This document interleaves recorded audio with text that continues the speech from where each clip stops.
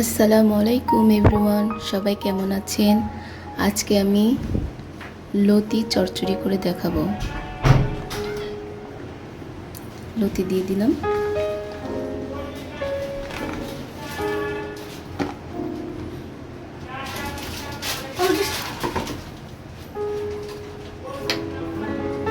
এখানে পেঁয়াজ,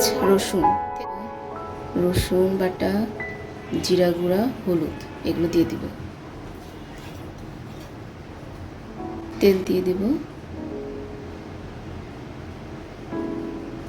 সরিষার তেল দিলে ভালো হয়, আমার কাছে নাই তো সয়াবিন তেল দিলাম।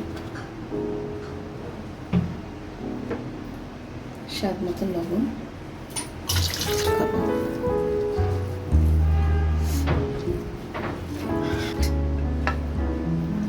পানি দিয়ে দেব।